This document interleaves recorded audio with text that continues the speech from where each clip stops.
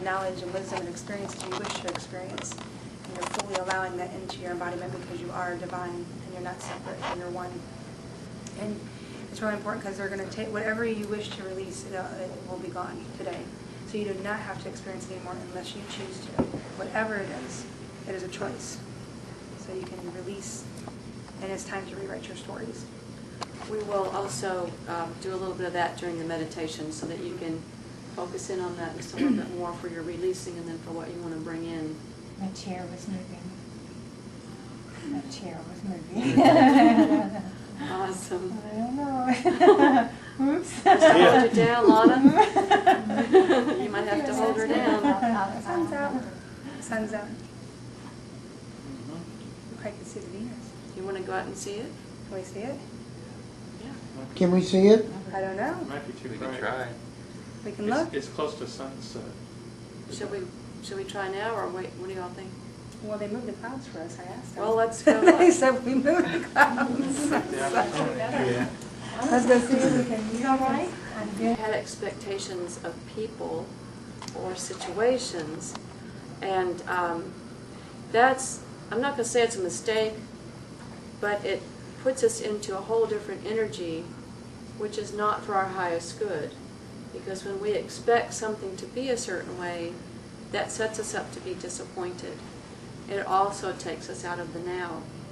So as the Venus transit is occurring, we are very interested in being in the now on this planet, because that is where the divine feminine resides in our hearts, and that is where peace resides.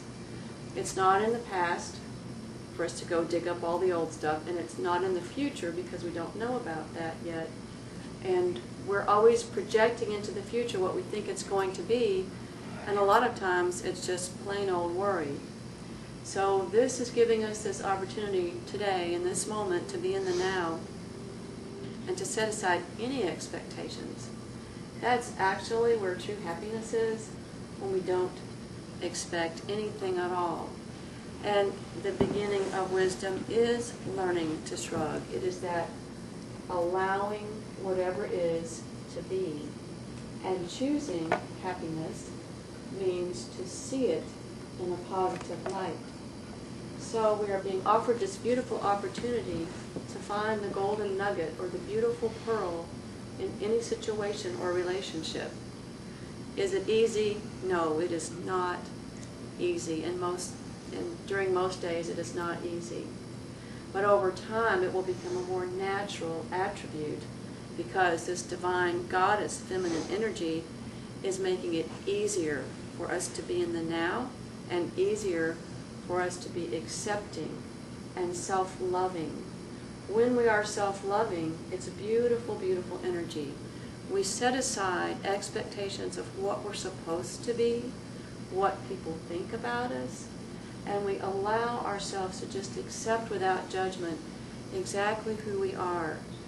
We are then allowing ourselves for God to show us, for our angels to show us who we really are, and we are all these beautiful, radiant light beings.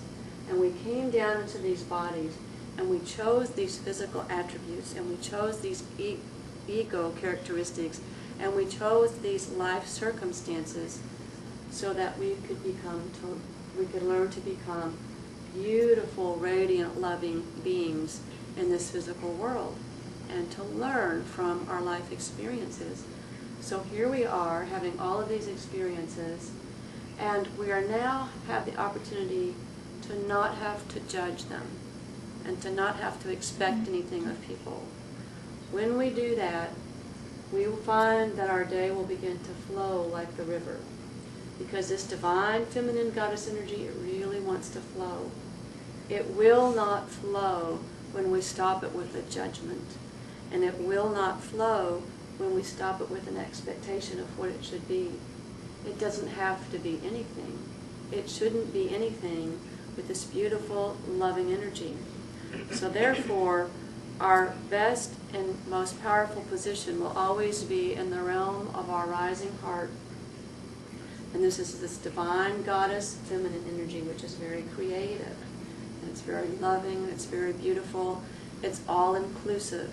It is non-judgmental, and it will always find the best and easiest and highest way for us to progress along our path if we go into our heart, if we align with our higher self, and if we ask for guidance and we listen, we will be shown the light way, the beautiful way, the way that will give us more peace and love and happiness. That's all I have to say about that. Amen. Amen, sister. Thank you. That's awesome. Thank you. I can feel that energy. And you were going to talk about love and money, abundance. Money, money, money, money. Money. Don't hurt yourself. Well, let's see. Yeah, I'm still buzzing from that. It was like, it was nice.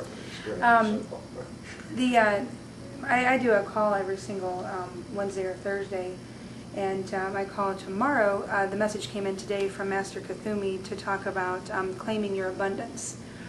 He wants me to do a whole series on this whole money abundance thing coming up, because it is going to shift. So money is an energy, and it's also an extension of your soul. And we have to really, as a society, we really have to start looking at money in a different way. And this is like really imperative, and they're trying to bring in some information and give you some examples. And I know you all read like The Secret, or probably The Law of Attraction when it comes to the money and art and love and things like that. Well, the two lower chakras really govern this, the way that your belief systems are, the way that where your power is, where your creativity is. Also, this is where your passion is held in the root in your sacral chakra. Well, for years upon years, we have misbelief systems and belief systems that are stuck in our DNA and our chakra, and like you'll step 2 steps forward and, oh yes, I can do this, I can do this, I can have the money, and then for some reason you're like, oh no, and you start to hear either mom's belief systems or society or whatever, and then you don't go forward, and you think, oh, and you fall right back into the mass consciousness of you have to have this, to have this, to have that in order to get that brand new car. My daughter found $300 the other day, and just after she had said, oh, I need $300, and she found it. So you don't know which way that money is going to come from, and if you're expecting it from a job, then it might want to come another way. We don't know. So allow money to flow from all directions. But what Master Kuthumi was talking about last week, leading into claiming your abundance, is last week when I was talking about this, because this Venus transit is really going to, you would think it's all going to transform just love, because it's planet of love and this and that. Actually, it's going to be transforming a lot of your communication, the way we communicate, our technology, and it's also going to be transforming the way our money is delivered here, because it is off balance. The money system is not in alignment with truth and integrity of the people. It just isn't. So and our belief systems are changing. We're getting back to original belief systems and our creativity. So if you go and you do a job that you cannot stand or you don't like, and that money is made from a place where it's not out of passion or what you want, you take that money in, and you have that money, and here's your money. Then you go and you pay bills that you're complaining about, and so then you're sending out. This is just spreading like wildfire across the whole entire planet, and negativity. This is huge, and then your energy is attached to every dollar bill that you spend. This is why you have dollar bills over here, and it's all very positive, and this is really nice. This is why you did this. Every dollar bill is an extension of your soul. So if you go to a job you don't like, get to spend that money on things that you don't wish to spend it on. Where's your joy? Where's your happiness? And so you're not going to be very abundant at all. So if you, Master Kuthumi was actually being funny, which sometimes he's not, because he's usually really serious in spiritual discipline. He said, this is discipline. This is not, you have to like really train yourself to do it a different way. He said, be thankful of that electricity, because that electricity plugged in your blow dryer, so you could blow dry your hair, so you could have that hot date. So be thankful. He was just joking. But, I mean, be thankful that you have the money to pay your bills. Be thankful that you have electricity even to use that, because one day the way that we have electricity here might not be here. One day the way that we're doing it today might not be here tomorrow. So be thankful you have all that money, and that money should be honored. Should be, and actually my grandfather says this all the time. I say this in a lot of my groups, that your money should be, you know, going the right way, and it should be honored because it is an aspect of your energy. It is an aspect of you. It shouldn't be, you know, this is just the way that we do things down here on the earthly planet at this time. And when I was doing the full meditation, and then we got to, okay, allow all monies owed to me in this lifetime across our lifetimes, across our planes and universes, I had to stop because my throat, as I was tapping into everybody as a collective, and no one could say, I'm allowing all, because they didn't feel like they were deserving of that money. Whether you want, you know, 1 house, 5 houses, whether you want a nice car, or all that, you have to learn that it's okay to allow for that, because it's just the money is just it's just a way to get from point A to point B, and money cannot be held either. Just like energy cannot be held. A lot of our older society of the people, the third dimensional people, back in the big corporations and people that lived through the Depression, they held on to money, and my grandma was one of these, and they piled up this money. But if money is energy, can energy be held? Can it really be, can you hold on to any kind of energy? No, it flows. Money goes where money flows. I spend, you know, I don't have any life savings, but I always have enough money to get from point A to point B. People are like, is this recession bothering you? I was like, no, I'm choosing not to participate. It is a choice.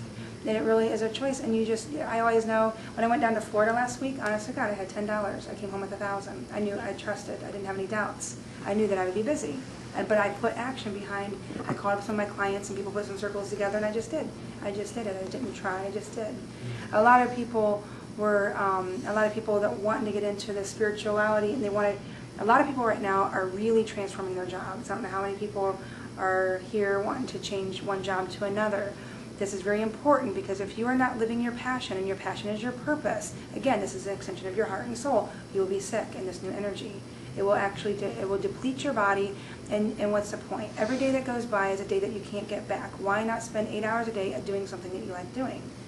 You know, wish to, you know, go ahead and create that of whatever it is that you wish to create when it comes to work.